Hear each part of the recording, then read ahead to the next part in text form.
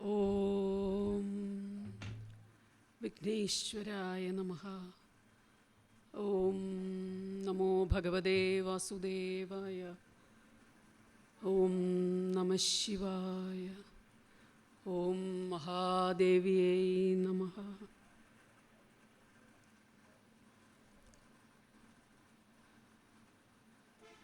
ഇന്നത്തെ എൻ്റെ ഈ പ്രഭാഷണ വിഷയം ഞാനിവിടെ അവതരിപ്പിക്കുമ്പോൾ എൻ്റെ വാക്കുകളെ, എൻ്റെ ചിന്തകളെ ഞാൻ ഭഗവാന്റെ മുമ്പിൽ ആ തൃപ്പാദങ്ങളിൽ സമർപ്പിച്ചുകൊള്ളുന്നു.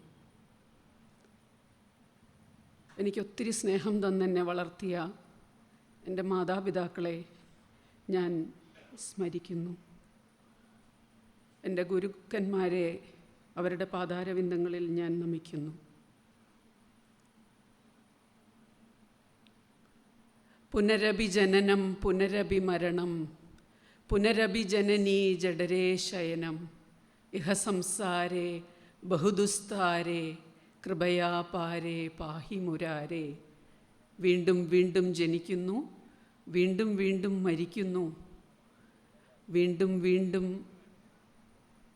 ഏതോ ഒരമ്മയുടെ ഗർഭപാത്രത്തിലേക്ക് നിക്ഷേപിക്കപ്പെടാതെ കടന്നുകൂടാൻ വളരെ പ്രയാസമുള്ള സംസാരസാഗരത്തിൽ എന്നെ ആഴ്ത്താതിരിക്കണേ, എന്നോട് കൃപയുണ്ടാവണേ ഭഗവാനെ എന്ന് ശങ്കരാചാര്യരുടെ ഭജഗോവിന്ദം എന്ന കൃതിയിൽ നിന്നുള്ള വരികളാണിത്. കർമ്മനിയതി അഥവാ ലോ ഓഫ് കർമ്മസിദ്ധാന്തം എത്രമാത്രം എനിക്ക് എൻ്റെ ഭാഷാശൈലിയിലൂടെയും എൻ്റെ വാക്പടുതയിലൂടെയും എൻ്റെ മുമ്പിലിരിക്കുന്ന സജ്ജനങ്ങളോട് എനിക്ക് പറഞ്ഞ് ഫലിപ്പിക്കാൻ പറ്റും എന്നെനിക്കറിയില്ല. അതുകൊണ്ടാണ് ഞാൻ എൻ്റെ വാക്കുകളെ ഭഗവാന്റെ പാതാരവിന്ദങ്ങളിലേക്ക് സമർപ്പിച്ചത്. എങ്കിലും ഭാഗവതത്തിലൂടെ ഞാൻ സഞ്ചരിച്ചപ്പോൾ ഞാൻ മനസ്സിലാക്കിയ കാര്യങ്ങൾ എൻ്റെ പരിമിതമായ അറിവിൽ നിന്നുകൊണ്ട് ഞാൻ നിങ്ങളുമായി പങ്കുവയ്ക്കാമെന്ന് മാത്രം. വിഷയത്തിലേക്ക് കടക്കുന്നതിന് മുമ്പ് ഒരു ആമുഖം ആവശ്യമാണ്. ഒരു മനുഷ്യൻ്റെ ജന്മം ഉത്കൃഷ്ടവും അർത്ഥപൂർണവുമാകണമെങ്കിൽ അവന് ഭൗതികമായ അറിവ് മാത്രം പോരാ, ആധ്യാത്മികമായി കൂടി അവൻ അറിവ് നേടിയിരിക്കണം. അതായത് തന്നെക്കുറിച്ച്, തൻ്റെ ആത്മാവിനെ സംബന്ധിച്ച് അവനവനെക്കുറിച്ചൊരറിവ് ഒരു മനുഷ്യൻ നേടിയാൽ മാത്രമേ അവനൊരു യഥാർത്ഥ ജ്ഞാനിയാവുകയുള്ളൂ. എന്നാൽ ഈ ആത്മജ്ഞാനം പഠനം കൊണ്ടോ പ്രഭാഷണങ്ങൾ കേൾക്കുന്നത് കൊണ്ടോ വായന കൊണ്ടോ ഒന്നും സിദ്ധിക്കാവുന്ന, ഒന്നും ലഭിക്കാവുന്ന ഒന്നല്ല. അത് ആ തത്വത്തെ അനുസന്ധാനം ചെയ്യുമ്പോൾ സ്വയം ജനിക്കേണ്ടതാണ്. തത്വങ്ങൾ പറയുവാനും മനസ്സിലാക്കാനും എളുപ്പമായിരിക്കാം, എങ്കിലും ആ തത്വത്തെ ഉൾക്കൊണ്ടുകൊണ്ട് ജീവിക്കുമ്പോഴാണ്, ആ തത്വത്തെ ഉൾക്കൊണ്ട് ജീവിക്കുക എന്നതാണ് സനാതന ധർമ്മവിശ്വാസികൾ ചെയ്യുന്നത്, അല്ലെങ്കിൽ ചെയ്യേണ്ടത്. ഞാൻ ഉറങ്ങുമ്പോഴും ഉണർന്നിരിക്കുന്ന എന്നിലെ ആ ചൈതന്യം ഞാൻ മരിക്കുമ്പോൾ എങ്ങോട്ട് പോകുന്നു? എൻ്റെ മൃതശരീരം ചിതയിലേക്ക് എടുക്കുമ്പോൾ എന്നെ ആ പ്രായം വരെ ചൈതന്യവത്താക്കി നിലകൊണ്ടിരുന്ന ആ ചൈതന്യം എങ്ങോട്ട് പോകുന്നു? ഈ ചോദ്യത്തിനുള്ള ഉത്തരം കണ്ടെത്തുകയാണ് ഭാരതത്തിലെ ഋഷിമാർ ചെയ്തത്. ഓരോ ഉപനിഷത്തുക്കളിലും നാം കാണുന്നത് ഈ ചോദ്യത്തിനുള്ള ഉത്തരങ്ങളാണ്. അവനവനെ അറിയുവാൻ സാധിച്ചാൽ ഈ പ്രപഞ്ചത്തെ അറിയുവാൻ സാധിക്കുമെന്നും പ്രപഞ്ച നിയമങ്ങളും അറിയുവാൻ സാധിക്കുമെന്നും ഭാരതത്തിലെ ഋഷിമാർ ഈ ലോകത്തോട് പറഞ്ഞു.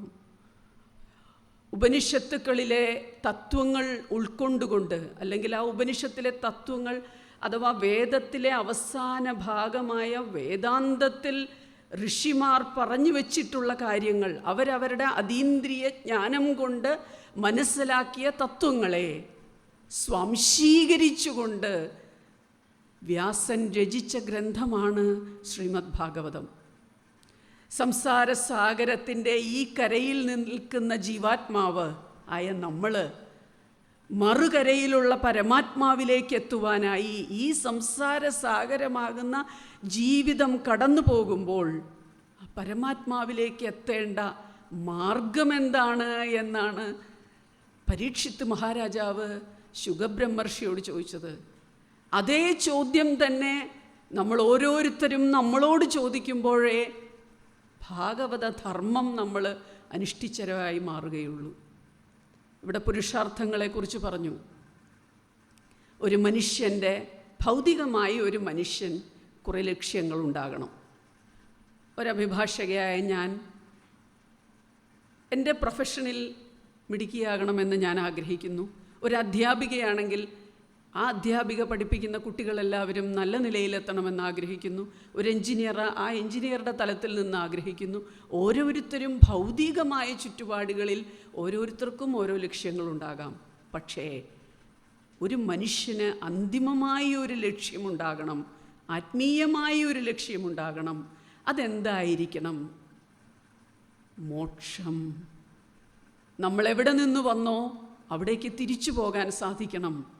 ആ പരമാത്മാവിൻ്റെ ഒരു ഭാഗമായ ഈ ജീവാത്മാവിന് മരണം സംഭവിക്കുമ്പോൾ എപ്പോഴാണോ ആത്മാവ് എന്നിൽ നിന്ന് വിട്ടുപോകുന്നത്, ആ പോകുന്ന ആ സൂക്ഷ്മ ശരീരം നേരെ പരമാത്മാവിലേക്ക് എത്തുമ്പോഴേ ജീവിതം സാർത്ഥകമാവുകയുള്ളൂ, മോക്ഷം സിദ്ധിക്കുകയുള്ളൂ. ആ മോക്ഷത്തിലേക്കായിരിക്കണം ഓരോ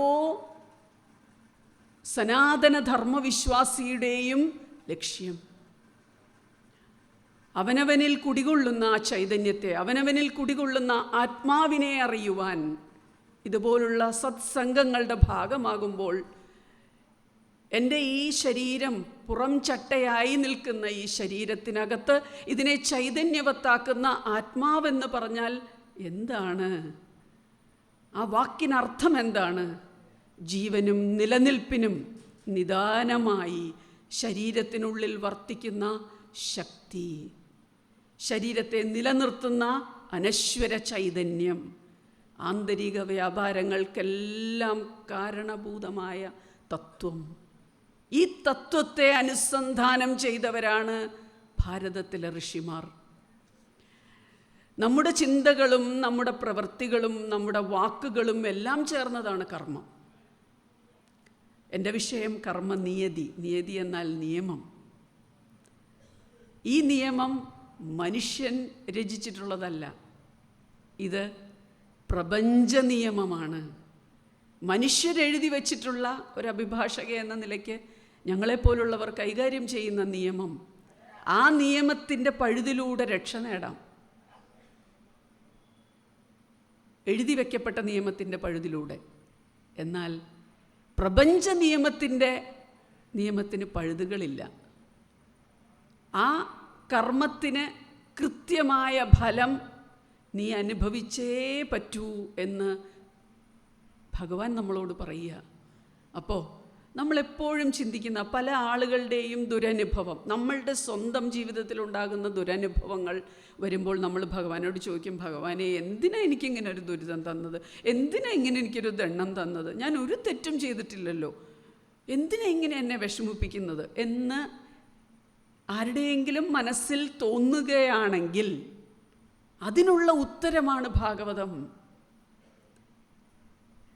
ഭഗവാൻ അത് ധൃതരാഷ്ട്ര ഭഗവാനോട് ചോദിക്കുന്നു, ഭഗവാനെ കൃഷ്ണ, ഞാൻ ജനിച്ചപ്പോഴേ അന്ധൻ, എൻ്റെ 101 മക്കൾ എനിക്കുണ്ട്, 101 മക്കളെയും ഞാൻ കണ്ടിട്ടില്ല.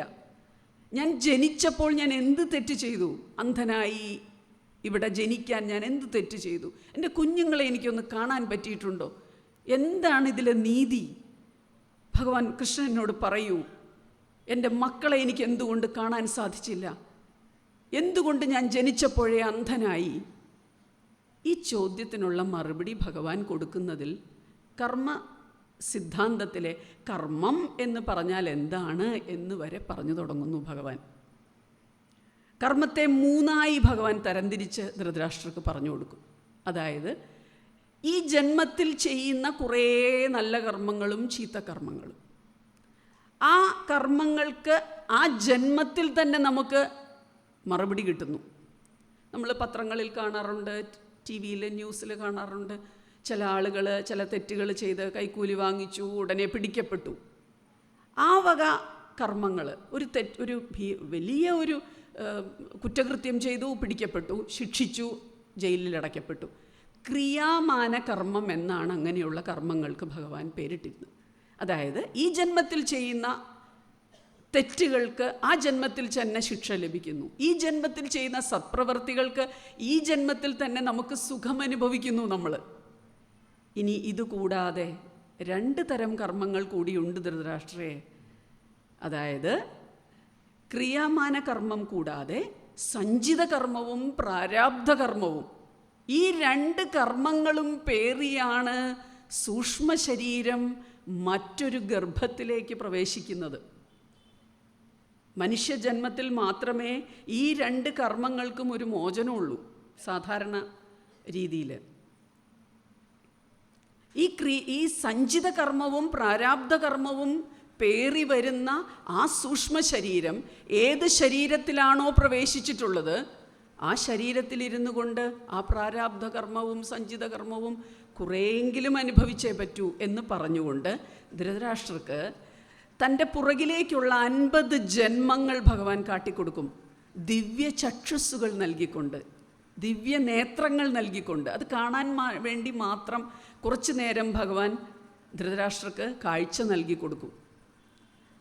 അപ്പോൾ ധൃതരാഷ്ട്ര തിരിഞ്ഞു നോക്കുമ്പോൾ കാണുന്നത് തൻ്റെ പുറകിലേക്ക് ഒരു ജന്മത്തിൽ ഒരു വേടനായിരുന്നു ധൃതരാഷ്ട്രർ. ആ വേടൻ ഇങ്ങനെ ഒരു പക്ഷിയെ ഉന്നം വെച്ച് കുറേ ദിവസങ്ങൾ കഴിഞ്ഞു. പക്ഷി പിടികൊടുക്കുന്നില്ല.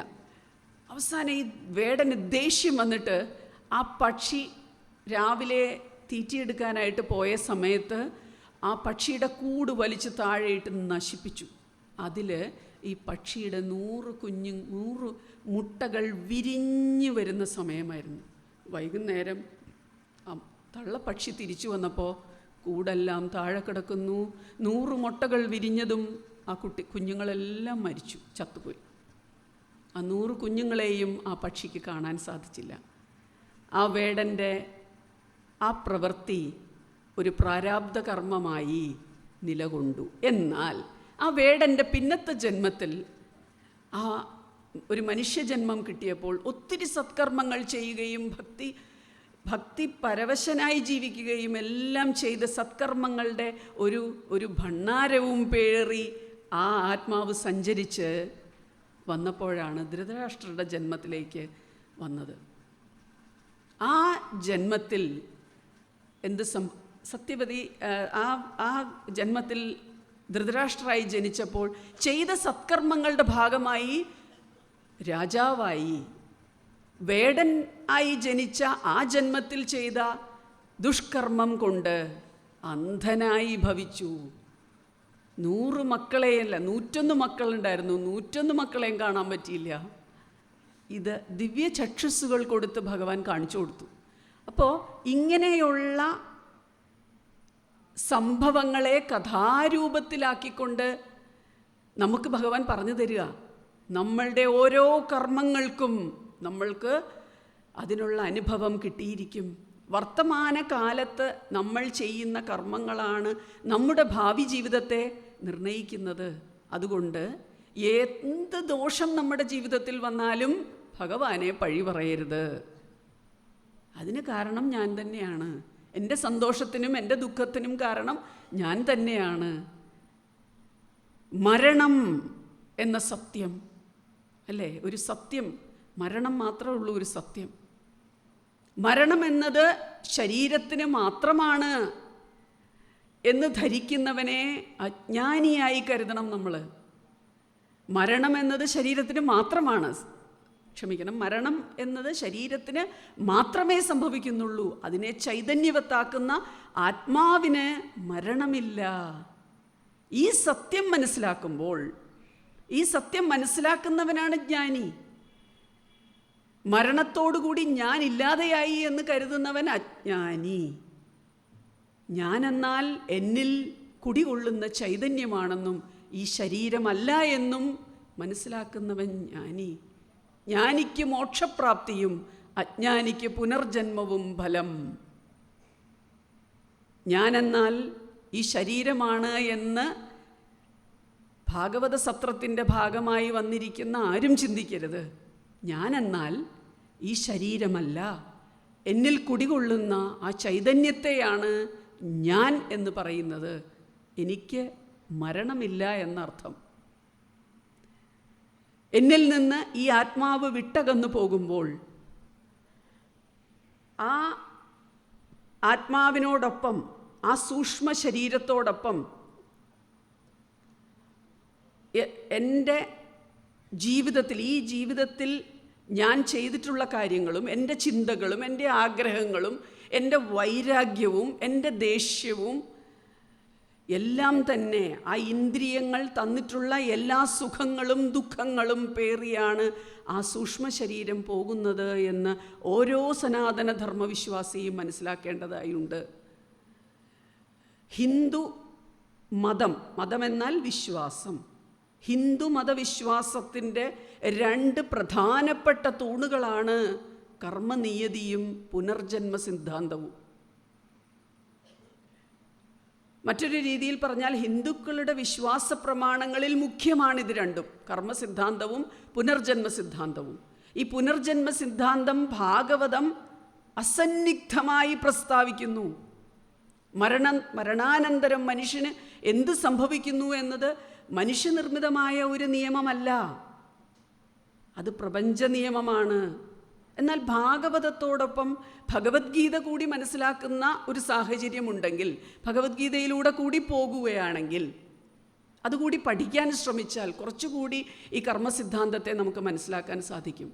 ഭഗവത്ഗീതയുടെ 2-ാമത്തെ അധ്യായത്തിലെ 22-ാമത്തെ ശ്ലോകത്തിൽ പറയുന്നുണ്ട്, എങ്ങനെയാണോ ജീർണ വസ്ത്രം ഉപേക്ഷിച്ച് പുതിയ വസ്ത്രം ധരിക്കുന്നത്, അതുപോലെയാണ് പഴയ ശരീരം ഉപേക്ഷിച്ച്, ജീർണദേഹങ്ങൾ ഉപേക്ഷിച്ച് പുതിയ ശരീരങ്ങളെ പ്രാപിക്കുന്നത്. അങ്ങനെ പഴയ ദേഹം ഉപേക്ഷിക്കുന്നതാണ് മരണം. പഴയ ദേഹത്തെ ഉപേക്ഷിച്ച് പുതിയ ദേഹത്തെ തേടിപ്പോകുന്ന യാത്ര, അതാണ് മരണം.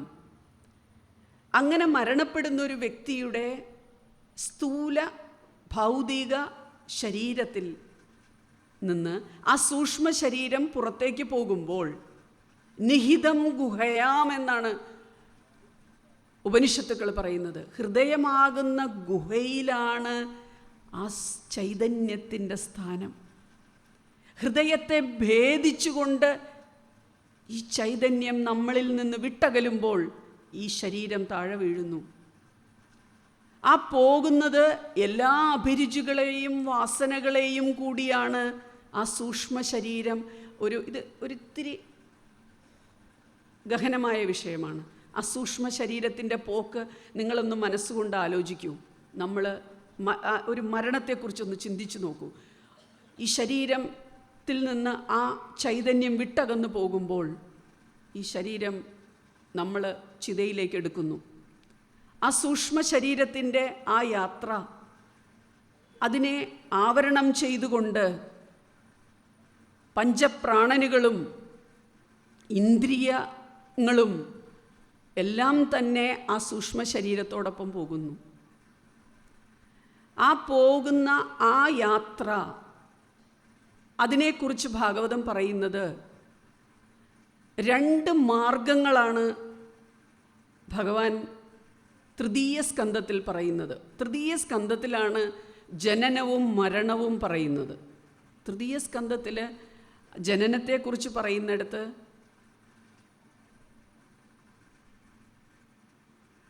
ഒരു മനുഷ്യജന്മം പ്രാപിക്കുന്ന സമയം ഗർഭാവസ്ഥ മുഴുവനും തന്നെ കൃത്യമായി ഒരു സ്കാൻ റിപ്പോർട്ട് പോലെ ഭാഗവതം നമുക്ക് വിവരിച്ചു തരുന്നുണ്ട്. കലലം എന്ന അവസ്ഥയിൽ നിന്ന് ബുദ്ബുദം എന്ന അവസ്ഥയിലേക്ക് പോകുകയും പിന്നീട് ഓരോ മാസവും ഉണ്ടാകുന്ന ആ ഗർഭസ്ഥ ശിശുവിൻ്റെ ഓരോരോ ഘട്ടങ്ങളെക്കുറിച്ച് പറഞ്ഞുകൊണ്ട് 7-ാം മാസമാകുമ്പോഴേക്കും 7 മാസം കഴിയുമ്പോഴേക്കും ഗർഭസ്ഥ ശിശുവിന് ഭാഗവതം പറയുന്നത് പൂർവജന്മത്തിൽ ചെയ്ത പാപങ്ങൾ മുഴുവനും അവിടെ കിടന്നുകൊണ്ട് ആ ഗർഭസ്ഥ ശിശു ചിന്തിക്കുമെന്നാണ് പറയുന്നത്. നമുക്കറിയാം, അതീന്ദ്രിയ ജ്ഞാനമുള്ളവരായിരുന്നു ഋഷിമാർ. ആ ജ്ഞാനത്തിൽ ഈശ്വരനിൽ നിന്ന് ശ്രവിച്ച് ദേവഭാഷയായ സംസ്കൃതത്തിൽ രചിച്ചതാണ് വേദവും ഉപനിഷത്തും. അതിൽ നിന്ന് ഞാൻ ആദ്യം പറഞ്ഞ പോലെ സ്വാംശീകരിച്ച് എഴുതപ്പെട്ടതാണ് ഭാഗവതം. കഠോപനിഷത്ത്, ബൃഹദാരണ്യകോപനിഷത്ത്, ഇതെല്ലാം കഠോപനിഷത്തിൽ ഇവിടെ നചികേതസിനെ കുറിച്ച് കുറേയേറെ പേര് പറയുകയുണ്ടായി. നചികേതസിൻ്റെ ചോദ്യം, യമനോട് ചോദിക്കുന്നത് എന്താണ് സ്വർഗപ്രാപ്തി, എങ്ങനെയാണ്, എന്താണ് മരണം, മരണത്തിൻ്റെ രഹസ്യം എന്താണ്, ഇത് ചോദിച്ചതിൻ്റെ ആ ഉത്തരങ്ങൾ തന്നെ ഭാഗവതം നമുക്ക് പറഞ്ഞു തരുന്നു. ആ പോക്കിൽ ഈ സൂക്ഷ്മ ശരീരത്തിൻ്റെ പോക്ക് 2 മാർഗങ്ങളിലൂടെയാണ്. ഒന്ന് ദേവയാനവും ഒന്ന് പിതൃയാനവും. സത്പ്രവർത്തികൾ ചെയ്ത് ശുദ്ധമായ മനസ്സിനുടമയാണെങ്കിൽ, സമബുദ്ധിയുള്ളൊരു മനസ്സിനുടമയാണ് ഒരു വ്യക്തിയെങ്കിൽ, ആ വ്യക്തിയിൽ നിന്ന് അകന്നു പോകുന്ന സൂക്ഷ്മ ശരീരം, ആ ജീവാത്മാവ് നേരെ പരമാത്മാവിലേക്ക് ലയിക്കും. അതാണ് മോക്ഷം. മോക്ഷത്തിന് അർഹനായതാണ് മരണപ്പെട്ട വ്യക്തിയെങ്കിൽ നേരെ ഭഗവാനിലേക്ക് പോകും. അല്ലാത്തവർ പോകുന്ന വഴിയാണ് പിതൃയാനം. നമുക്ക് ഇതൊന്നും കണ്ണിന് ഗോചരമല്ലാത്ത കാര്യങ്ങളാണെങ്കിലും നമ്മളിത് വിശ്വസിച്ചേ പറ്റൂ. ഭാഗവതത്തിൽ എന്തെല്ലാം കാര്യങ്ങൾ, ഇത് ആർക്കെങ്കിലും ഈ കാര്യങ്ങളിൽ ഒരു അവിശ്വാസം തോന്നുന്നുണ്ട് എങ്കിൽ, ഇവിടെ ഇരിക്കുന്നവരിൽ ആർക്കെങ്കിലുമോ ഇത് കേൾക്കുന്നവർക്കോ തോന്നുകയാണ് ഇതൊക്കെ വെറും കഥ, ഇതെല്ലാം വെറുതെ എഴുതി വച്ചിരിക്കുന്നു എന്ന് തോന്നുകയാണെങ്കിൽ, നിങ്ങൾ ഒന്ന് ചിന്തിക്കുക. ഒരു വലിയ ആൽമരം ഒരു ചെറിയ വിത്തിൽ നിന്നാണ് ആരംഭിക്കുന്നത്. ആ ആൽമരത്തെ ഈ വിത്ത് എവിടെ ഒളിപ്പിച്ചു വച്ചിരിക്കുന്നു? ഒരു വലിയ തെങ്ങ് ഒരു തേങ്ങയിൽ നിന്നുണ്ടാകുന്നു. ആ വലിയ തെങ്ങിനെ ഈ തേങ്ങ എവിടെ ഒളിപ്പിച്ചു വച്ചിരിക്കുന്നു? നമുക്കത് കാണിച്ചു തരാൻ പറ്റുമോ? പറ്റില്ല. ഇനി ഇത് മാത്രമല്ല, വേറെ ആർക്കെങ്കിലും പുനർജന്മത്തെക്കുറിച്ച് സംശയമുള്ളവർക്ക് ഭൃഗുസംഹിത, ഭൃഗു മഹർഷി എന്ന് പറഞ്ഞാൽ ഭഗവത്ഗീതയിൽ ഭഗവാൻ പറയുന്നുണ്ട്, മഹർഷിമാരിൽ ഭൃഗു ഞാനാണ് എന്ന്. ഭൃഗു മഹർഷി എഴുതി വച്ചിട്ടുള്ള ആ ഗ്രന്ഥത്തെ ആസ്പദമാക്കി, അത് ഏകദേശം 5000-6000 വർഷം മുമ്പായിരിക്കാം ഭൃഗുസംഹിത ഉണ്ടാക്കിയിട്ടുള്ളത്. ഭൃഗുസംഹിതയെ അത് സംസ്കൃതത്തിലാണെങ്കിൽ അഗസ്ത്യമുനി ഒരു 2000-2500 വർഷം മുമ്പ് എഴുതി വച്ചിട്ടുള്ള ഒരു ഗ്രന്ഥമുണ്ട്. അത് വൈത്തീശ്വരൻ കോവിലിൻ്റെ ഭാഗത്ത് ഒക്കെ ധാരാളം ആ ഗ്രന്ഥത്തെ ആസ്പദമാക്കി ഭാവിയും ഭൂതവും പറഞ്ഞു തരുന്ന ആളുകളുണ്ട്. എനിക്ക് വ്യക്തിപരമായി, ഞാൻ ഈ എറണാകുളം ജില്ലയാണോ ആലപ്പുഴയാണോ എനിക്കറിയില്ല, ചന്ദിരൂർ വിജയൻ എന്ന് പറയുന്നൊരു വ്യക്തി ഉണ്ടായിരുന്നു. എൻ്റെ ചെറിയ പ്രായത്തിൽ എനിക്ക് കുഞ്ഞുങ്ങളുണ്ടാവാതിരുന്ന ഒരു സമയം ഉണ്ടായിരുന്നു. വിവാഹം കഴിഞ്ഞ് 3 വർഷം കഴിഞ്ഞിട്ടും കുട്ടികളുണ്ടാവാതെ വന്നപ്പോൾ ആരോ പറഞ്ഞിട്ടാണ് അദ്ദേഹത്തെ കാണാൻ പോയത്. ആ ഗ്രന്ഥം എടുത്ത് തുറന്ന് അദ്ദേഹം പറഞ്ഞ കാര്യങ്ങൾ കേട്ടിട്ട് ഞാൻ അത്ഭുതപ്പെട്ടു പോയി. അതായത് എന്നോട് എൻ്റെ പേര് ഒരു നദിയുടെ പേരാണ്, ഒന്നും പറഞ്ഞില്ല.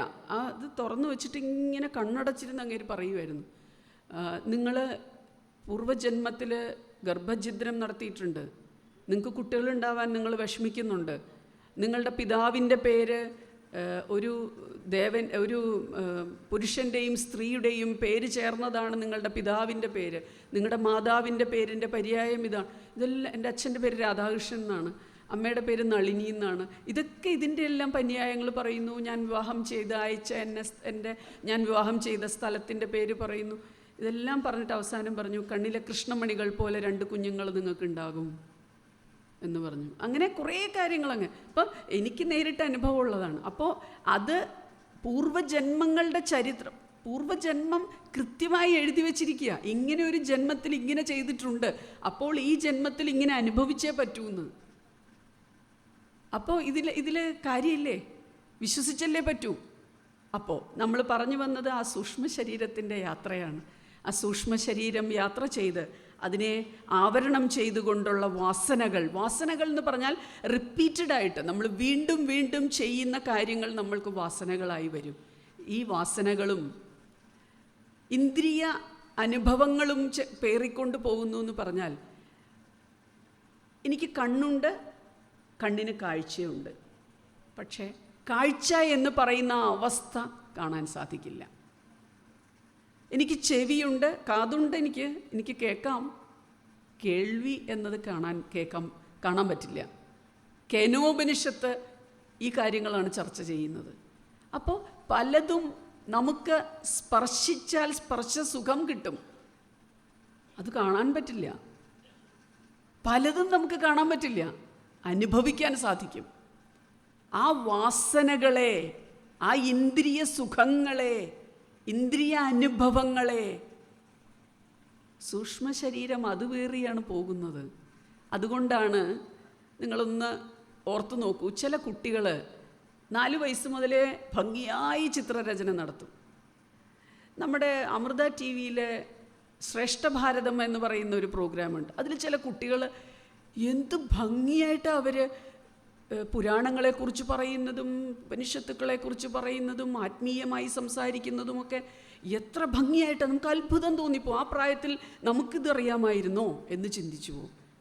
അത് പൂർവജന്മ സുഹൃതം, പൂർവജന്മ വാസനകൾ, അങ്ങനെയാണ് നമ്മളിത് ഐഡൻറ്റിഫൈ ചെയ്യേണ്ടത്. ആ അവരിലെ സൂക്ഷ്മ ശരീരം പേറിക്കൊണ്ടുവന്ന സഞ്ചിത കർമ്മങ്ങളും പ്രാരാബ്ധ കർമ്മങ്ങളിലും വാസനകൾ കൂടിയുണ്ട്. അവർക്ക് ആത്മീയ കാര്യങ്ങളിൽ, പൂർവജന്മത്തിൽ ആത്മീയ കാര്യങ്ങളിലുള്ള അവരുടെ വാസനകൾ ഈ ജന്മത്തിൽ പ്രതിഫലിച്ചിരിക്കും. ഭാഗവതം നമുക്ക് ഉദാഹരണ സഹിതം പറഞ്ഞു തരുന്നു. ഭാഗവതം തുടങ്ങുന്നത് തന്നെ നാരദന്റെ കഥ പറഞ്ഞുകൊണ്ടാണ്. നാരദന്റെ പൂർവജന്മത്തെ പറ്റി പറഞ്ഞുകൊണ്ടാണ് ഭാഗവതം തുടങ്ങുന്നത് തന്നെ. നാരദൻ്റെ പൂർവ്വജന്മത്തിൽ നാരദനും നാരദൻ്റെ അമ്മയും ഒരു ബാലനായിരിക്കുമ്പോൾ, കൊച്ചുകുട്ടിയായിരിക്കുമ്പോൾ, ബാലനും ആ ബാലൻ്റെ അമ്മയും ഒരു ബ്രാഹ്മണ കുടുംബത്തിൽ ദാസിയായിരുന്നു നാരദൻ്റെ അമ്മ.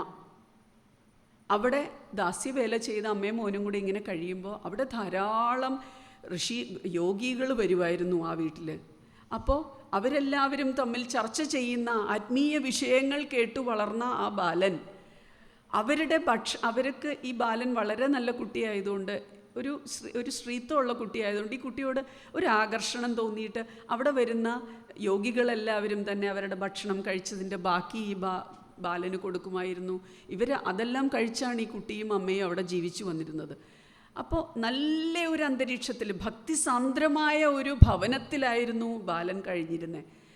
പെട്ടെന്ന് ഒരു ദിവസം ആ കുട്ടിയുടെ അമ്മ പാമ്പ് കടിയേറ്റ് മരിച്ചു. കുട്ടിക്ക് ആരും ഇല്ലാതെയായി. ഈ കുട്ടി അവിടെ നിന്ന് ഇറങ്ങി നടന്നു. നടന്ന് ഒരു കുറേ ദൂരം ചെന്ന് ആ കുട്ടി കൈകാലുകളെല്ലാം ഒരു നദിയുടെ കരയിൽ നിന്ന് കൈകാലുകളെല്ലാം കഴുകി ഈ കേട്ടത് വെച്ച് ധ്യാനനിമഗ്നനായി ഇരുന്നു. ധ്യാനിക്കാൻ പഠിച്ചിട്ടുണ്ടല്ലോ. ആ വീട്ടിൽ ഈ വക കാര്യങ്ങളായിരുന്നല്ലോ ചർച്ച ചെയ്തിരുന്നത്, ഭക്തിയായിരുന്നല്ലോ അവിടുത്തെ മാർഗം. ഈ കുട്ടി അതെല്ലാം വെച്ചിട്ട് ഭഗവാനോടല്ലേ പറയാൻ പറ്റുള്ളൂ ഈ അവസ്ഥ. ധ്യാനനിമഗ്നനായി അങ്ങനെ ഇരുന്നപ്പോൾ ഭഗവാനെ ആ കുട്ടി ഇങ്ങനെ കണ്ടു. ആ ബാലൻ സാക്ഷാൽ നാരായണനെ ഇങ്ങനെ കണ്ടു. ആ കുട്ടിക്ക് രോമാഞ്ചം ഉണ്ടായി. ആ കുട്ടിയുടെ കണ്ണുകൾ നിറഞ്ഞു. ആ കുട്ടി ശരിക്കും ഭഗവാനെ അനുഭവിച്ചു. പക്ഷെ പെട്ടെന്ന് ഭഗവാൻ അങ്ങ് മറിഞ്ഞിട്ട് ഭഗവാൻ ഈ ബാലൻ്റെ ചെവിയിൽ പറഞ്ഞു, ഈ ജന്മത്തിൽ ഇനി നിനക്ക് എന്നെ കാണാൻ പറ്റില്ല, പക്ഷേ നിനക്ക് ഞാൻ മോക്ഷം തരും ഈ ജന്മത്തിൽ. എന്നിട്ട് അടുത്ത കൽപ്പത്തിൽ, ആലോചിക്കണം, ആ യുഗത്തിലല്ല, അടുത്ത കൽപ്പത്തിൽ നീ നാരദനായി ജനിക്കും. ത്രിലോകങ്ങളിലും നാരായണ ഭക്തനായി നീ സഞ്ചരിക്കും. ഏറ്റവും ഉത്കൃഷ്ടമായൊരു ജന്മം നിനക്ക് ഞാൻ അടുത്ത കൽപ്പത്തിൽ തരുമെന്ന് പറഞ്ഞു. അതാണ് നാരദൻ. അപ്പോൾ നാരദൻ്റെ കഥയിൽ നിന്ന് നമ്മൾ എന്താ പഠിക്കുക? ഭക്തിസാന്ദ്രമായ ജീവിതം നമ്മളെ എവിടെ എത്തിക്കും? എന്താണ് നമുക്കതിനുള്ള ഭഗവാൻ തരുന്ന ഭാഗ്യം എന്താണ്? ഈ സൂക്ഷ്മ ശരീരത്തിൻ്റെ യാത്രയെക്കുറിച്ച് നമ്മൾ പറഞ്ഞപ്പോൾ ഭാഗവതത്തിൻ്റെ പഞ്ചമസ്കന്ധത്തിൽ 26-ാമത്തെ അധ്യായം എടുത്തു നോക്കൂ, പേടിയാവും നമുക്ക്. ഏകദേശം 28 വിധം നരകങ്ങളെക്കുറിച്ച് പറയുന്നുണ്ട് അതിൻ്റെ അകത്ത്. അപ്പോൾ ചോദിക്കും, ഈ ശരീരമില്ലാതെ എങ്ങനെയാ? എനിക്ക് തോന്നിയിട്ടുണ്ട് ഇത് വായിച്ചപ്പോൾ ഈ സംശയം. ശരീരമില്ലാതെ എങ്ങനെയാ ഈ നരകവും സ്വർഗവുമൊക്കെ നമ്മൾ അനുഭവിക്കുന്നത്? ഇപ്പം നമ്മൾ ദേവയാനത്തിലൂടെ സഞ്ചരിക്കുന്ന ആ ആത്മാവിൻ്റെ ഗതിയെക്കുറിച്ച് നമ്മൾ പറഞ്ഞു, അത് മോക്ഷം ലഭിച്ചു, അത് പരമാത്മാവിലേക്ക് ലയിച്ചു. പിതൃയാനത്തിലൂടെ പോയ നമ്മുടെയൊക്കെ ആത്മാവിൻ്റെ ഗതി നമ്മൾ നരകം അനുഭവിച്ചോ എന്ന് നമുക്കറിയില്ല. എങ്കിലും പൂർവജന്മത്തിൽ എന്തൊക്കെയോ സുഹൃതം ചെയ്തിട്ടുണ്ട്. ഇല്ലെങ്കിൽ നമ്മളിവിടെ ഇങ്ങനെ കൂടില്ല. ഇത് കേൾക്കാനും പറയാനും ഒന്നുമുള്ള അവസരം ഈശ്വരൻ തരില്ല. എത്രയോ പേരുണ്ട് ഇവിടെ, പക്ഷെ ഇത് കേൾക്കാൻ എത്ര പേർക്ക് ഭാഗ്യമുണ്ട്? അല്ലെങ്കിൽ ഇത് പറയാൻ എത്ര പേർക്ക് ഭാഗ്യമുണ്ട്? ഇതിൻ്റെ ഭാഗമാകാൻ എത്ര പേർക്ക് ഭാഗ്യമുണ്ട്? അപ്പം എന്തെല്ലാമോ സുഹൃതങ്ങൾ നമ്മൾ ഓരോരുത്തരും ചെയ്തിട്ടുണ്ടെന്ന് നമുക്ക് വിചാരിക്കാം. ഈ സുഹൃതം ചെയ്തെങ്കിലും ഇതിൻ്റെ മുൻ ജന്മങ്ങളിൽ നമ്മൾ എന്തെല്ലാം ചെയ്തിട്ടുണ്ടാകാം. നമ്മൾ എവിടെ കൂടെയൊക്കെ പോയിട്ടുണ്ടാവാം. സ്വർഗം എന്നത് നമ്മുടെ മനസ്സിലാണെന്ന് പറഞ്ഞാലും ഭാഗവതം പറയുന്നു അങ്ങനെ ഒരു അവസ്ഥയുണ്ട് എന്ന്. ഈ സൂക്ഷ്മ ശരീരത്തിൻ്റെ യാത്രയിൽ ഇന്ദ്രിയങ്ങളുടെ സുഖങ്ങളും ദുഃഖങ്ങളും എല്ലാം പേറിക്കൊണ്ട് വാസനകളും സഞ്ചിത കർമ്മങ്ങളും പ്രാരാബ്ധ കർമ്മങ്ങളും എല്ലാം ഒരു ഓറയായി, കണ്ണിന് ഗോചരമല്ലാത്ത ഒരു ഓറയായി ഉള്ള ആ സഞ്ചാരം ദുഷ്പ്രവൃത്തികൾ ചെയ്തിട്ടുണ്ട് എങ്കിൽ ഈ പറയുന്ന നരകങ്ങളിലൂടെ പോയിക്കൊണ്ട് ആ ദണ്ണം അനുഭവിക്കും. സത്പ്രവൃത്തികൾ ചെയ്തിട്ടുണ്ട് എങ്കിൽ സ്വർഗത്തിലൂടെ സഞ്ചരിച്ച് ആ ചെയ്ത കർമ്മങ്ങളുടെ ഫലം തീരുന്ന മുറയ്ക്ക്, അല്ലെങ്കിൽ അതിൻ്റെ ആ സീരിയസ്നെസ് കുറയുന്ന മുറയ്ക്ക് നമ്മൾ തിരിച്ച് ഭൂമിയിലേക്ക് വരും. ആ സൂക്ഷ്മ ശരീരത്തിൻ്റെ ആ യാനം, ആ യാത്ര തിരിച്ച് ഭൂമിയിലേക്ക് വരും. അത് ഭാഗവതം പറയുന്നു മഴയായി താഴെ വന്ന്.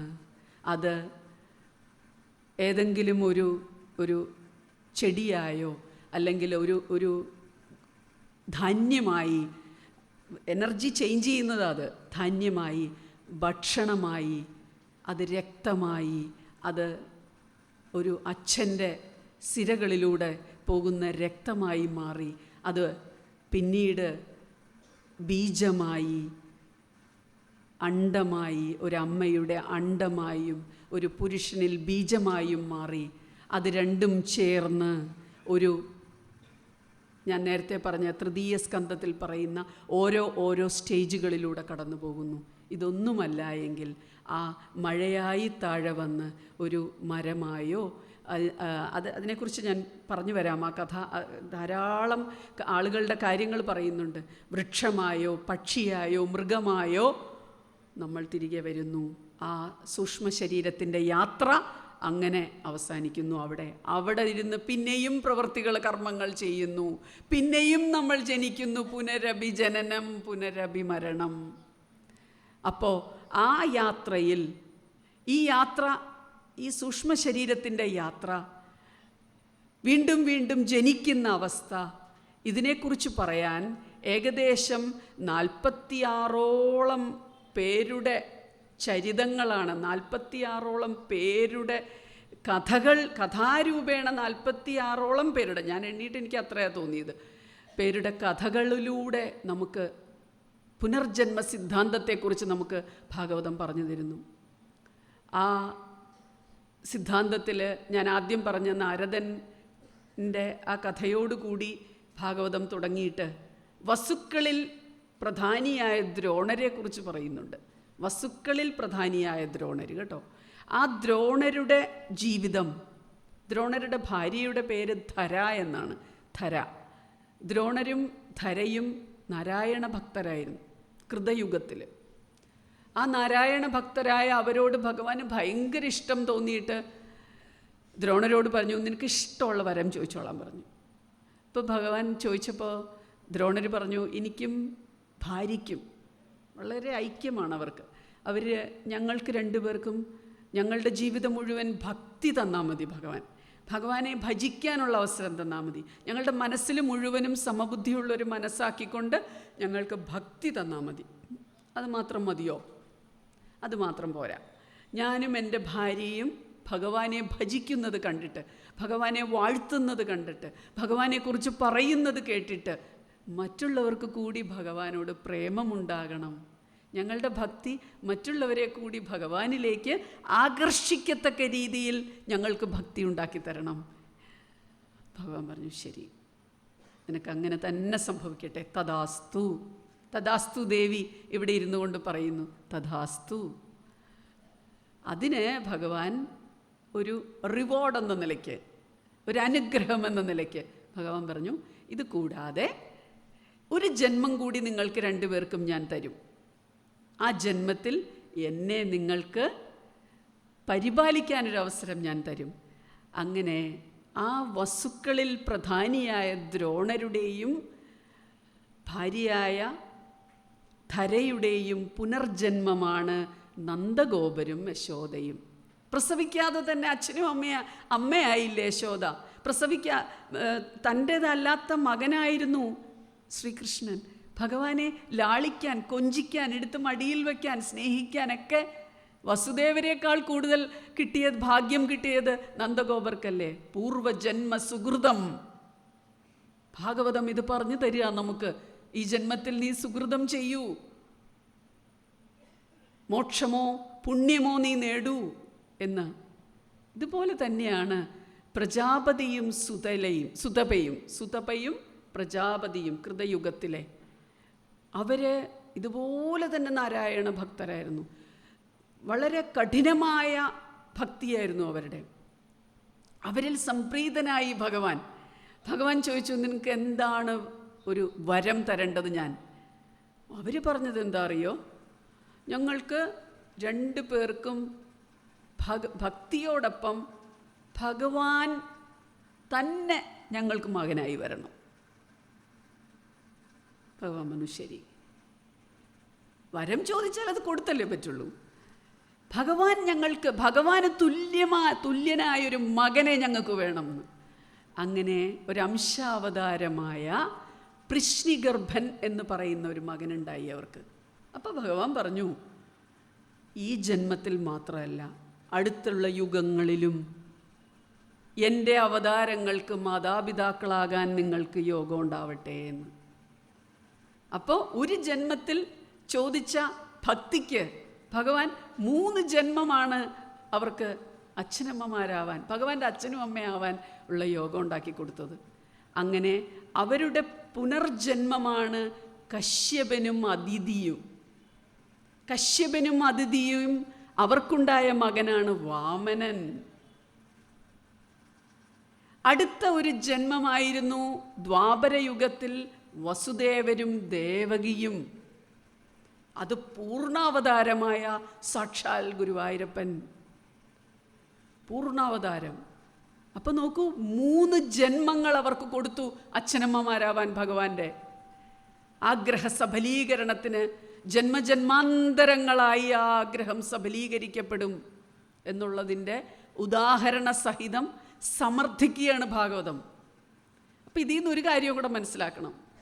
നമ്മൾ ആഗ്രഹങ്ങളെ മുറിച്ചാൽ മാത്രമേ നമ്മൾക്ക് മോക്ഷം ലഭിക്കുള്ളൂ.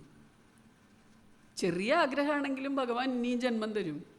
എന്തൊക്കെ അനുഭവിച്ചു യശോദയും ആ നന്ദഗോപരും, അച്ഛനും അമ്മയായെങ്കിലും എന്തൊക്കെ അനുഭവിച്ചു ദേവകിയും വസുദേവരും. നമുക്ക് ഇനി ഒരു ജന്മം വേണോ? വേണ്ട, എനിക്ക് ഭഗവാന്റെ അടുത്ത് എത്തിയാൽ മതി. ആഗ്രഹങ്ങളെ മുറിക്കാൻ വിരക്തി എന്ന് പറയുന്ന ഒരവസ്ഥ അത് വരും, മനുഷ്യന് വരും. ഒരു സ്റ്റേജ് എത്തുമ്പോൾ നമ്മൾ അങ്ങനെ ആയേ പറ്റൂ. ഭൗതികമായി നമ്മൾ ഈ ലോകത്ത് ജീവിക്കുമ്പോൾ നമുക്ക് ഭയങ്കര ആഗ്രഹങ്ങളുണ്ട്. പക്ഷെ ഏതെങ്കിലും ഒരു പോയിന്റിൽ നമ്മൾ നിർത്തണം എന്നാണ് ഭാഗവതം പറയണേ. അങ്ങനെ ഒരു പോയിന്റ് എല്ലാവർക്കും ലൈഫിൽ വരും.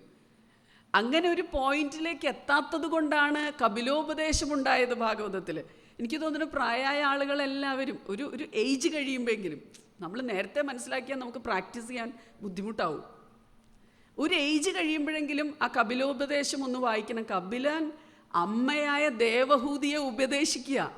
ദേവഹൂതിക്ക് ഈ മകനോടുള്ള പ്രേമം, മകനോടുള്ള സ്നേഹം എപ്പോഴും മോനെ കണ്ടുകൊണ്ടിരിക്കണം.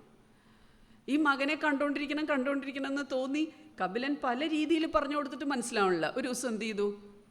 അങ്ങ് കാട്ടിൽ പോയിരുന്നു കപിലൻ. അച്ഛൻ പോയല്ലോ, തിരിച്ച് സന്യാസത്തിലേക്ക് പോയി. അപ്പോൾ ദേവഹൂതി മോനെ കാണാതെ ഓടി കപിലനെ വിളിച്ചുകൊണ്ട് ഓടി ചെല്ലുമ്പോൾ ഒരു ആൽമരത്തിന് താഴെ കപിലൻ വളരെ തേജസ്സോടുകൂടിയിരിക്കുന്നു. ആ ഇരിപ്പ് കണ്ടപ്പോൾ അമ്മയ്ക്ക് മനസ്സിലായി, ഇതെന്തോ വലിയ കാര്യമാണ്, ഇത്ര തേജസ്സോടുകൂടി എൻ്റെ മകനെ ഞാൻ കാണുന്നല്ലോ എന്ന്. അപ്പോൾ കൈകൂപ്പിക്കൊണ്ട് പറഞ്ഞു, മകനെ, എനിക്ക് ജീവിതത്തിൽ ഞാൻ എൻ്റെ ഇന്ദ്രിയങ്ങൾക്കെല്ലാം എൻ്റെ ഇന്ദ്രിയങ്ങൾ ആഗ്രഹിക്കുന്ന എല്ലാം ഞാൻ സാധിച്ചു കൊടുത്തിട്ടുണ്ട്. എനിക്ക് നല്ലൊരു ഭാര്യയാവാൻ സാധിച്ചു, എനിക്കൊരു നല്ല അമ്മയാവാൻ സാധിച്ചു, എല്ലാ ഉത്തരവാദിത്തങ്ങളും ഞാൻ ചെയ്തു, എല്ലാം ചെയ്തു. പക്ഷേ എനിക്കെന്തോ തൃപ്തി വരണില്ല. എന്താ അത്? അപ്പോൾ ഉപദേശിച്ചു കൊടുത്തത് ആ തൃതീയ സ്കന്ധം മുഴുവനും, ജന്മവും പുനർജന്മവും മോക്ഷവും എല്ലാം അമ്മയെ പഠിപ്പിച്ചു കൊടുത്തു.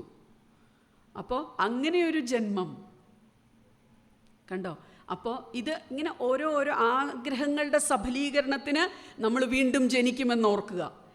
അടുത്തത്, അതിന് ഈ ആഗ്രഹത്തിൻ്റെ സഫലീകരണം പറയാനായിട്ട് വേറൊരു ജന്മം കൂടി ഭാഗവതം ഡിസ്ക്രൈബ് ചെയ്യുന്നുണ്ട്. അത് ഇങ്ങനെ അക്രൂരർ വന്ന് ഭഗവാനെ മധുരാപുരിയിലേക്ക് കൊണ്ടുപോയല്ലോ. മധുരയിലേക്ക് വരണമെന്ന് പറഞ്ഞ് വന്ന് വിളിച്ച് ഇങ്ങോട്ട് കൊണ്ടുവന്നു. അപ്പോൾ മധുരാപുരിയിൽ വന്ന് കംസനെ കാണുന്നതിന് തൊട്ട് മുമ്പുള്ള ഭാഗമാണ്. മധുരാപുരിയിൽ വന്ന് ഭഗവാനും ബലരാമനും ശ്രീകൃഷ്ണനും ഇങ്ങനെ സുന്ദരക്കുട്ടന്മാർ 2 പേരിങ്ങനെ ആ രാജവീതിയിലൂടെ നടന്നിങ്ങനെ വരുമ്പോൾ ഭഗവാന്റെ കുറേ ലീലകളുണ്ട് അവിടെ.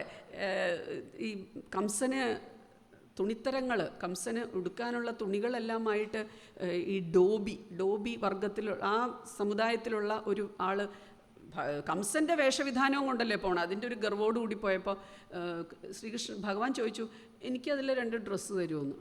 ഇത് നിങ്ങളെപ്പോലെ ഇങ്ങനെ കാലിയെ മേച്ച് നടക്കണവർക്കുള്ളതല്ല, ഇത് രാജാവിനുള്ളതാണെന്ന് പറഞ്ഞു. ശരിപ്പെടുത്തി കളഞ്ഞു ഭഗവാൻ. അയാളെ വധിച്ചു. കുറച്ചൊക്കെ ഭഗവാൻ ചില കുസൃതികളൊക്കെ കാണിക്കും. ഭഗവാന്റെ ആ ഒരു ലീല ആളുകൾ കാണാൻ വേണ്ടി കൂടി. അത് നമുക്ക് ആ ഭാഗം വായിക്കുമ്പോൾ മനസ്സിലാവും. പ്രത്യേകിച്ച് ലീലകൾ മനസ്സിലാക്കാൻ വേണ്ടി തന്നെ, ഭഗവാനെ മനസ്സിലാക്കാൻ വേണ്ടി തന്നെ ചില പ്രവൃത്തികളൊക്കെ ഭഗവാൻ ചെയ്യുന്നുണ്ട്. അങ്ങനെ ആ വേഷങ്ങളൊക്കെ എടുത്ത് ധരിച്ചു.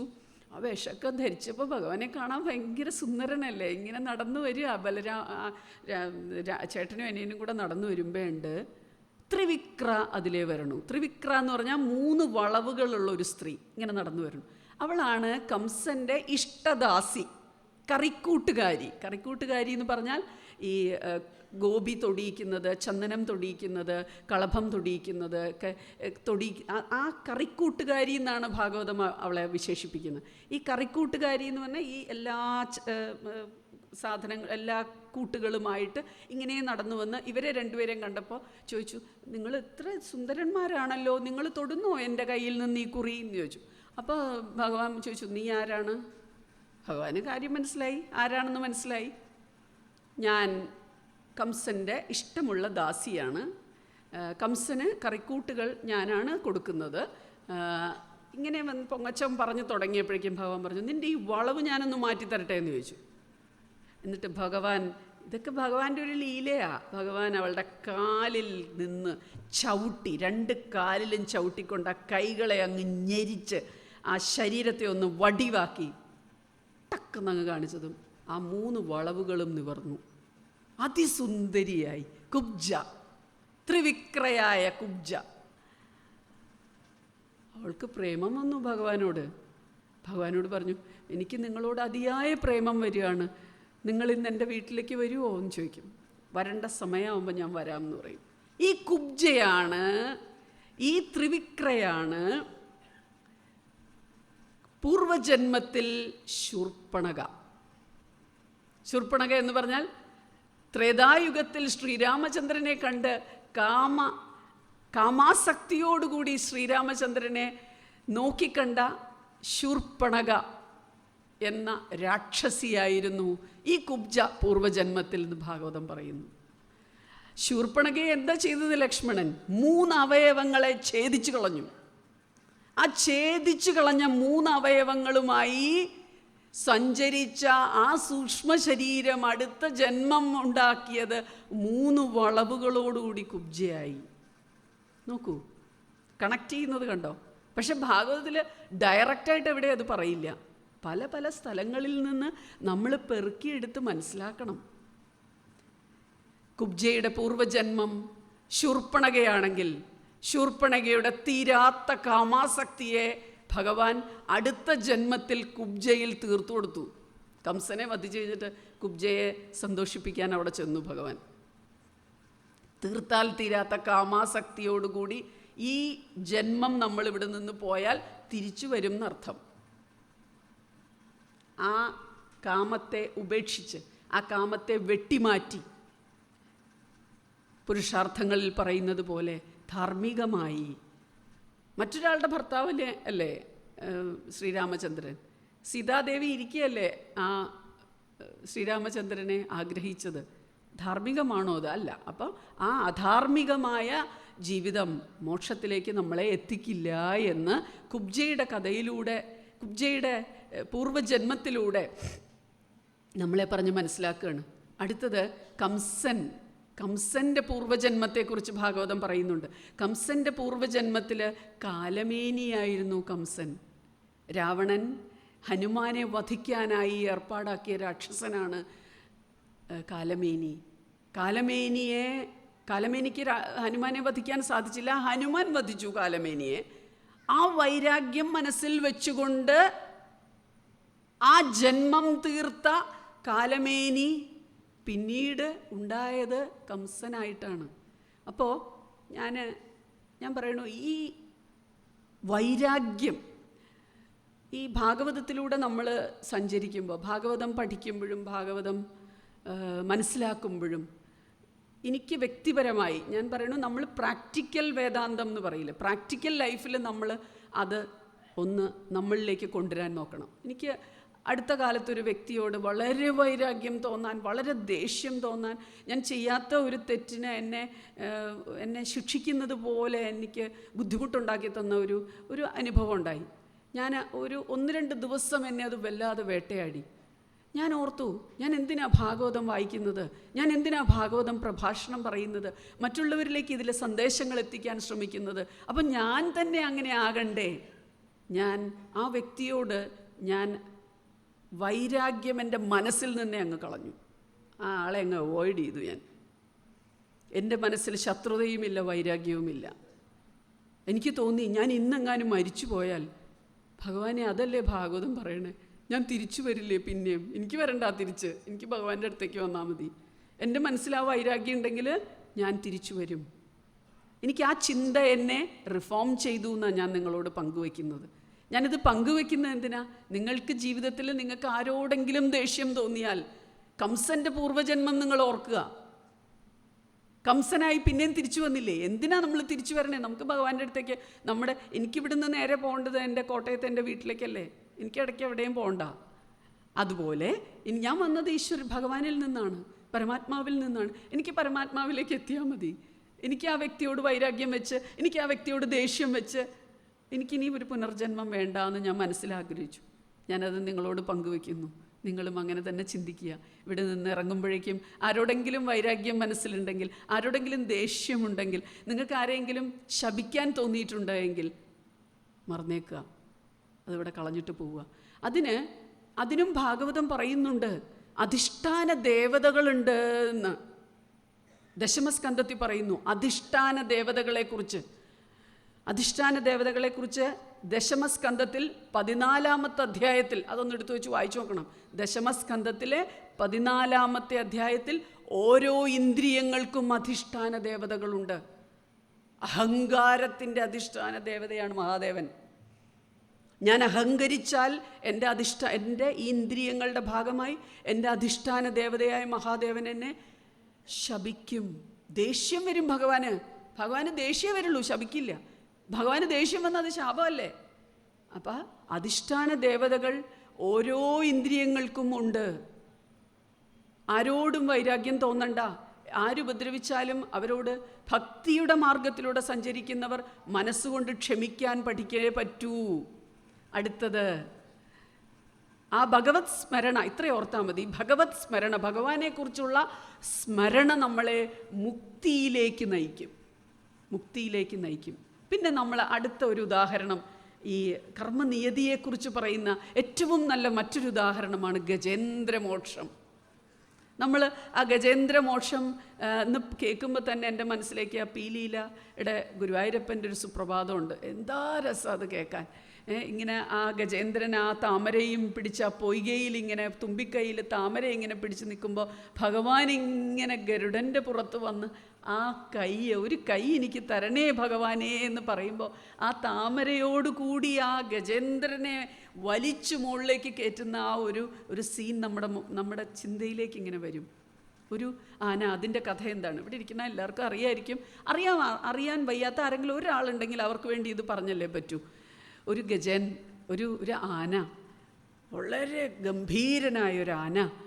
ആ ആന ഇങ്ങനെ മതിച്ച് കളിച്ച് രസിച്ച് ഒരു പൊയ്കയിൽ ഇങ്ങനെ നിൽക്കുമ്പോൾ ആ പൊയ്കയുടെ ഒരു പ്രത്യേകത താമര പൊയ്കയാണ്. നിറയെ താമരകളുള്ള ഒരു പൊയ്കയിൽ ഇങ്ങനെ കളിച്ച് രസിച്ച് മറ്റാനകളുടെ കൂടെ നിൽക്കുമ്പോൾ ഒരു മുതല ഈ ആനയുടെ കാലിൽ കയറി പിടിച്ചു. നമ്മൾ ആ സീൻ നമുക്കറിയാമല്ലോ. കയറി പിടിച്ചിട്ട് വിടുന്നില്ല ഈ മുതല. പലവിധം ശ്രമിച്ചു നോക്കി, വിടുന്നില്ല. വലിച്ചു നോക്കി, മറ്റാനകളിൽ നിന്ന് വലിച്ചു നോക്കി, വിടുന്നില്ല. ഈ മുതല പിടിച്ച പിടിയാലെ കാലങ്ങളോളം അവിടെ കിടന്നു എന്നാണ് ഭാഗവതം പറയണേ. അത് നമ്മളെ താത്വികമായി നമുക്ക് പറഞ്ഞു തരുന്നതാ. സംസാര സാഗരത്തിൽ നമ്മൾ ആണ്ടുപോകുന്നു അജ്ഞാനികളായി എന്ന തത്വം നമുക്ക് പറഞ്ഞു തരാൻ വേണ്ടിയിട്ടാണ് കുറേ കാലം അങ്ങനെ കിടന്നു എന്ന് പറയണേ. നമ്മൾ അജ്ഞരാണെന്ന് കാണിക്കാൻ. ആ അജ്ഞതയിൽ അങ്ങനെ കിടക്കുമ്പോൾ ഈ ഗജേന്ദ്രൻ ഭഗവാനെ വിളിച്ചു. അവിടെ കിടന്നു നാരായണ നാരായണ നാരായണ നാരായണ എന്ന് ഭഗവാനെ വിളിച്ചു. കുറേയേറെ വിളിച്ചപ്പോഴാണ് ഭഗവാൻ വന്നത്. ഗരുഡൻ്റെ പുറത്ത് വന്ന് ആ തുമ്പിക്കൈ പിടിച്ച് വലിച്ച് മുകളിലേക്ക് കയറ്റിയപ്പോൾ അതിൻ്റെ കൂടെ മുതലേ മുകളിലേക്ക് കയറി വന്നു. ആ മുതലേം കയറി വന്നു. മുതലേ ഇങ്ങോട്ട് കയറി വന്ന വഴി ഭഗവാൻ എന്ത് ചെയ്തു? ഭഗവാൻ ആ മുതലയുടെ വായിലേക്ക് സുദർശന ചക്രം വെച്ച് ആ മുതലയെ വധിച്ചു.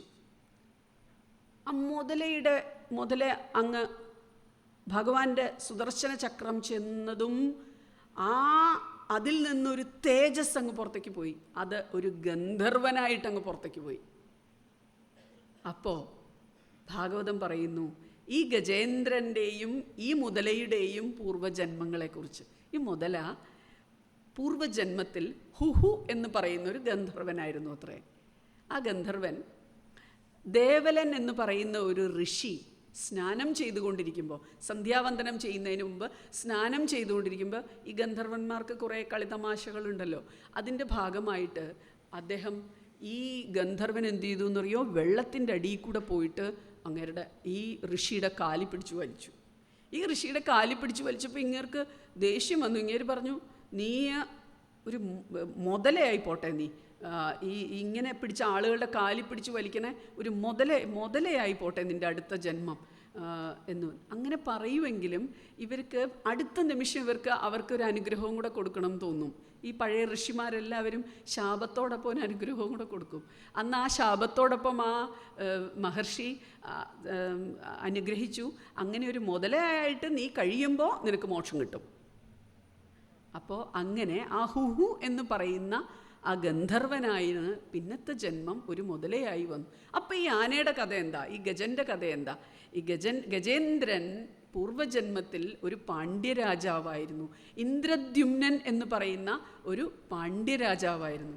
വളരെ ഈശ്വര വിചാരമുള്ള, വളരെ ഭക്തിയുള്ള, നാരായണ ഭക്തിയുള്ള ഒരു രാജാവായിരുന്നു. ആ രാജാവ് അങ്ങനെ നല്ല ഭക്തിയുടെ മാർഗത്തിലൂടെ സഞ്ചരിക്കുന്നവരാണ് വ്രതങ്ങൾ അനുഷ്ഠിക്കുന്നത്, അല്ലേ? ആ വ്രതങ്ങൾ നേരത്തെ ഇവിടെ പ്രഭാഷകൻ പറഞ്ഞ പോലുള്ള ആ ഓരോ സ്റ്റേജസിലൂടെ അപ്പം അദ്ദേഹം ഈ ഇന്ദ്രദ്യുമ്നൻ എന്ന് പറയുന്ന രാജാവ് മൗനവ്രതം ആചരിക്കുന്ന ഒരു സമയമുണ്ടായിരുന്നു. ആ മൗനവ്രതത്തിലൂടെ ഇന്ദ്രദ്യുമ്നൻ പോകുന്ന സമയത്ത് അഗസ്ത്യമുനി അവിടെ കയറി വന്നു. അപ്പം ഇദ്ദേഹം മൗനവ്രതത്തിലിരിക്കുകയാണ്. അദ്ദേഹത്തെ കണ്ടിട്ട് ഒരു പൂർണ്ണമായൊരു ബഹുമാനം കൊടുക്കാനോ എന്തെങ്കിലും സംസാരിക്കാനോ ഒന്നും ഈ രാജാവ് മുതിരാത്തത് കൊണ്ട് അഗസ്ത്യന് ദേഷ്യം വന്നു. ഒരു ഗജത്തെ പോലെ ഇരിക്കുവാണോ നീ? ഗജത്തെ പോലെ ഇരിക്കുന്ന നീ അടുത്ത ജന്മം ഒരു ഗജമായി മാറട്ടെ എന്ന് പറഞ്ഞു. ആ ഒരു ശാപവും പേറിപ്പോയ ആത്മാവ് അടുത്ത ജന്മത്തിൽ ഗജേന്ദ്രനായെങ്കിലും ഗജേന്ദ്രന് മോക്ഷം സിദ്ധിക്കാൻ കാരണം ഞാൻ നേരത്തെ പറഞ്ഞല്ലോ, വാസനകളുമായാണ് ഈ സൂക്ഷ്മ ശരീരം പോകുന്നത്. ഭക്തിയുടെ വാസന ആ സൂക്ഷ്മ ശരീരത്തോടൊപ്പം യാത്ര ചെയ്തതുകൊണ്ട് ഗജേന്ദ്രനായി ജനിച്ചെങ്കിൽ പോലും നമുക്കറിയാം ഗുരുവായൂർ കേശവൻ ഇല്ലേ, ഗജേന്ദ്രനായിരുന്നു. പക്ഷേ എന്തായിരുന്നു ഭഗവാന് എത്ര ഇഷ്ടമായിരുന്നു. ഇപ്പം ഞാൻ ജനിച്ചു വളർന്നത് നായിരമ്പലം എന്ന് പറയുന്ന ദേശത്താണ്. നായിരമ്പലത്തെ ഒരു ശിവജി എന്ന് പറയുന്ന ആനയാണ് ഗുരുവായൂർ കേശവനായി അഭിനയിച്ചത് സിനിമയിൽ. അപ്പോൾ ആ ഗുരുവായൂർ കേശവനാണെങ്കിലും ഞങ്ങളുടെ ശിവജി ആണെങ്കിലും ഒക്കെ അവരും ആനകളായിരുന്നില്ലേ? പക്ഷേ അവരുടെ പൂർവ്വജന്മങ്ങളിൽ അവർക്ക് നാരായണ ഭക്തിയുള്ളവരായതുകൊണ്ടായിരിക്കാം പിന്നത്തെ ജന്മങ്ങളിൽ ഗുരുവായൂരപ്പനോട് ഏറ്റവും അടുത്ത് അവർക്ക് ഇടപെടാൻ സാധിച്ചത്, ഗുരുവായൂരപ്പൻ്റെ ഇഷ്ട ഗജങ്ങളായി അവർക്ക് പോവാൻ സാധിച്ചത്. അപ്പോൾ നോക്കൂ, ഗജേന്ദ്ര മോക്ഷം മാത്രമേ നമ്മൾ കേൾക്കുന്നുള്ളൂ. പക്ഷെ ഇവരുടെയൊക്കെ പൂർവ്വജന്മത്തെക്കുറിച്ച് നമുക്ക് ഭാഗവതം പറഞ്ഞു തരുന്നത് എന്തിനാ? അസന്നിഗ്ധമായി കർമ്മനിയതി നമ്മളിലേക്ക് എത്തിക്കാനാണ്, കർമ്മസിദ്ധാന്തം നമ്മളിലേക്ക് എത്തിക്കാനാണ്. ഓരോ പ്രവൃത്തിക്കും ഫലമുണ്ട് എന്ന് നമ്മളെ ഓർമ്മപ്പെടുത്താനാണ്. നമ്മൾ തന്നെയാണ് നമ്മുടെ ശത്രു, നമ്മൾ തന്നെയാണ് നമ്മുടെ മിത്രം എന്ന് നമ്മളെ ആവർത്തിച്ച് പറഞ്ഞു തരാനാണ്. അതുപോലെ തന്നെയാണ് കുബേരപുത്രന്മാരെ കുറിച്ച് പറയുന്നുണ്ട് ഭാഗവതം. കുബേരൻ്റെ 2 മക്കൾ, അവരുടെ പേര് നളകൂബരനും മണിശ്രീവനും. ഇവർ 2 പേരും ഭയങ്കര അക്രമികളായിരുന്നു, രാക്ഷസന്മാരല്ലേ, ഭയങ്കര അക്രമികളായിരുന്നു. ഇവരങ്ങനെ ഇങ്ങനെ യാദവ സ്ത്രീകൾ കുളിക്കുന്ന സ്ഥലത്ത് ചെന്ന് ഇവർ വസ്ത്രങ്ങളൊന്നുമില്ലാതെ ഈ സ്ത്രീകളോടൊപ്പം ആ ഒരു നദിയിൽ ഇങ്ങനെ കുളിച്ച് അവർ മദ്യപിച്ച് മതോന്മത്തരായി അങ്ങനെ കഴിയുന്ന സമയത്ത് നാരദൻ അതിലേ പോയപ്പോൾ നാരദൻ ഇതിലേ പോയപ്പോൾ ഇതിങ്ങനെ കണ്ടപ്പോൾ നാരദന് ദേഷ്യം വന്നു. നാരദനെ കണ്ട വഴി ഈ സ്ത്രീകൾ വളരെ ഭവ്യതയോടുകൂടി ഭക്തിയോടുകൂടി അവർ തൊഴുത് വസ്ത്രമെല്ലാം അണിഞ്ഞ് മാറി നിന്നെങ്കിലും ഈ അസുരന്മാര്, ഈ കുബേരൻ്റെ 2 മക്കൾ അവർ നിന്ന പോലെ തന്നെ വിവസ്ത്രരായി നിന്നു. നാരദൻ പറഞ്ഞു, നിന്റെ ഈ അഹങ്കാരത്തിന് നീ അടുത്ത ജന്മം ചലിക്കാത്ത 2 വൃക്ഷങ്ങളായി മാറട്ടെ. അപ്പം അതായത് ഈ ജന്മത്തിലെ ആ തെറ്റിന് ശിക്ഷകളായിരിക്കാം നമുക്ക് ചുറ്റും കാണുന്ന മരങ്ങൾ, ഏതോ ജന്മം ചെയ്ത പാപത്തിൻ്റെ ഫലമായിരിക്കാം. പക്ഷേ ആ 2 മരങ്ങളാണ് യശോദയുടെയും നന്ദഗോപരുടെയും വീടിൻ്റെ മുമ്പിൽ നിന്നിരുന്ന മരുത് വൃക്ഷങ്ങൾ 2 ആ 2 മരുത് വൃക്ഷങ്ങളുടെ ഇടയിലേക്കാണ് ഭഗവാനെ ഒരു ആട്ടുകല്ലല്ലേ കെട്ടിയിട്ടിട്ട് ഭഗവാനെ യശോദ കെട്ടിയിടുമ്പോൾ ആ കെട്ടിയ കയറും കൊണ്ട് ഭഗവാൻ ഇങ്ങനെ ഓടി പോവില്ലേ? ഭഗവാൻ ഓടിപ്പോണ്ടെങ്കിൽ ഭഗവാൻ അറിയാം ഈ നിൽക്കുന്ന 2 മരങ്ങൾ ആരാന്നുള്ളത്.